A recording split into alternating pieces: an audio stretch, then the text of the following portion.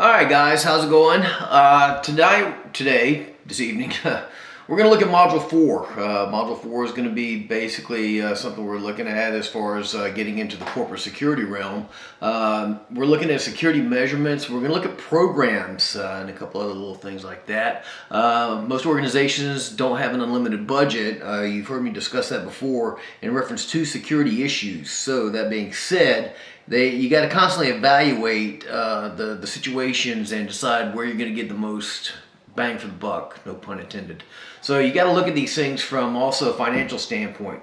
Most people will make the comment that there's money involved with this, and obviously that's right, and they're going to say you got all the money you need for security and everything else, but at the end of the day, corporations are about making money, and most government agencies are about saving money. So again, you got to really evaluate and weigh these risks on a continuous basis.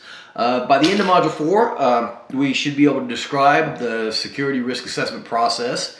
And I've got some stuff in there, the 5 commandments of corporate security. So it's going to be the commandments of corporate security are going to be in your book. It's going to be going through the modules. You're going to see chapter 3 and the metrics method for security management. That's where you're going to find the information. I want you to read that chapter because you'll find that I don't sign a lot of reading out of the book. However, I think that chapter is pretty important because that's going to help you to develop that base knowledge on what you need for the corporate security, and it's also a good understanding on what's going on with other types of security and other types of risk management. So I want you to watch the lecture video on risk assessment by your professor, and also we're going to do another Zoom discussion. And again, in Zoom discussions, what I'm really looking at is just an open forum. I just want to talk. I want to discuss things. I want to kind of see where everybody stands and kind of gauge the interaction on whether you think we should make improvements, whether you think we should sustain things, or whether you think we should just kind of look at things from another perspective. But either way, I want to know what you think. That's important to me, and I want to hear what you got to say. Also, looking at the final paper, you're about to run across another benchmark. This is where going to be the outline. I'm looking for the outline for your paper. So, I want to see some good outlines. I want to see some good work. I know you guys may get frustrated on having to meet these benchmarks for the paper, but as I've explained before in other videos, I don't want something handed in at the end of 12 weeks that just makes me cringe when I read it. So, by meeting these benchmarks and having me going over it, I really think you're going to put together a great product. And I'm really sure, and I know you're going to be happy too, that your grade's definitely going to reflect that. So, we're going to move forward a little bit and kind of see where we stand on some of these things.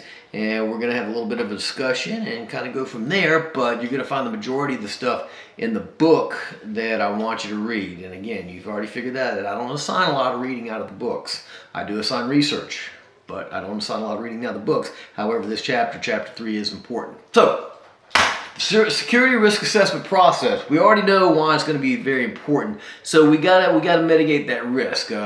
It can seem daunting. It can seem really overwhelming sometimes. But we all know the old expression on how do you eat an elephant, one bite at a time. So that's the way you got to look at this. It can be something from a security standpoint for risk, and as we discussed before, most people think of the high-speed, sexy stuff of active shooters and explosions and things of that nature. However, it could be something as mundane as theft. Employee theft. I mean, something be trivial. It could be something as crazy as the high-end stuff like we just described a minute ago, things that go bang and boom. I mean, it could be something as crazy as chemical or biological, Cyberni type weapons. When I say Cyberni, that's a military term, chemical, radioactive, biological, nuclear. So it could be something like that. You've got to... just because it may not be something very high-end or like that, you got to still take a look at it. You got to look at it because at the end of the day, the boss or the supervisor or the person you work for is going to come to you and say, hey, what do you think about this? And you've got to make sure that you give him this informed opinion. Hey, I think this. I've looked at employee theft. I've looked all the way up to active shooters. And once he gets comfortable with you being that subject matter expert, he's going to take your advice. So you got to be real familiar with this.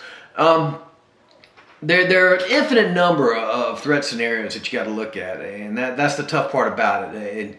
And you got to pay attention to these things. Most modern security programs are tough. I mean, but you got to make sure that as that security director, or as that risk mitigator, or that risk management person, that you've got the capabilities and the knowledge to deal with each one of these issues. Okay. Another thing that you run into is that you got to also be able to prioritize, because most security or most organizations don't allot a large amount of money. Some of them will, depending on the size of the organization, the needs, the threats, and things of that nature. But what it is you aren't going to have that infinite number of resources available to you. Therein lies some of your situations that you got to deal with. It's not a bad thing. It's just it's just the way it is. You don't have that money. You don't have all those resources that can be dedicated to the organization. You may not have these super high speed cipher security locks, but you can do a basic lock, a key lock, a double-ended deadbolt, or something like that. Just little things like that, but you can still provide the security needed. You still got to also weigh into the mitigation aspect on some of these issues. So you still got to pay attention to the mitigation. You got to pay attention, like I said, our employee theft, a basic lock. So you're mitigating that. You're mitigating the threat, and you're doing also what we talked about, the prevention stuff. A lot of security programs are growing and evolving, and this is where your job comes in. You've got to be that conduit that actually makes that decision on where your program, and I use that as where your program is going. Where's your program going to go? How are you going to grow? How are you going to learn? How are you going to develop? Because again, your supervisor, your boss is going to come to you and say, hey, what do you think about this? And you got to be able to be on the spot with that answer and delivering that. Again, there's multiple threat scenarios. There's different things that you're going to have to deal with. Threats can be grouped into different things, like we discussed earlier, from something as employee theft all the way down to, or all the way up to things that, like I say, you hear me use this term all the time, things that go bang and boom. Those are obviously your most dangerous. What you can do is decide how you can group these threats together, how you can put them together. Like obviously you could have an employee theft situation right here that you're dealing with, but obviously, or on the other side of the coin, you got something where you have an active shooter, you have something dangerous. Is a theft going to be a threat to an employee's physical well-being? No. Is an active shooter or something else, or something that explodes, or something chemical-wise, or anything like that, going to be a physical threat to a person? Yeah, absolutely. So you gotta look at it from that standpoint. Some of these threats can be efficiently addressed parallel. They can run them together. You got to look at it because you got different things, like maybe threats, maybe a theft, maybe physical assault. Could the use of a security guard be something to mitigate all that? Yeah, absolutely. The security guard can actually be a person that's here to protect employees, here to protect property, and things of that nature. So that's basically, you're killing two birds with one stone.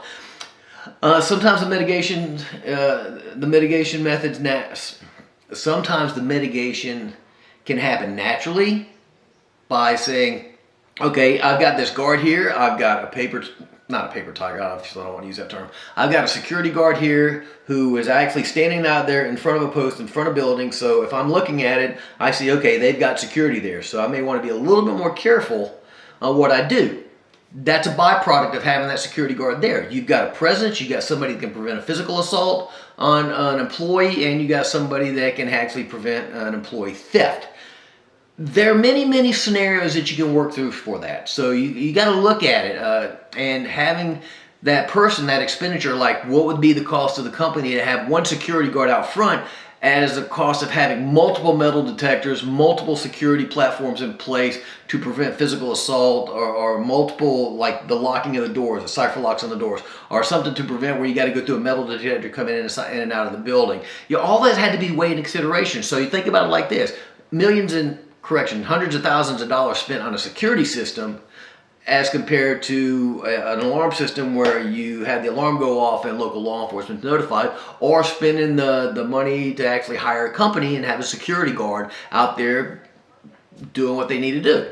So I think this is going to give you a few things to look at. What I want you to do is, I'm going to glance down here at the book a second. In the chapter 3, we've got the 5 commandments of corporate security. What I want you to do is, when you actually do your discussion question, I want you to look closely at that and dissect that, because these are your 5 foundations. If you're going to take away anything from this module, I hope it's these 5 commandments, because those will cover a lot of bases for you. You're going to do great. Think this one through.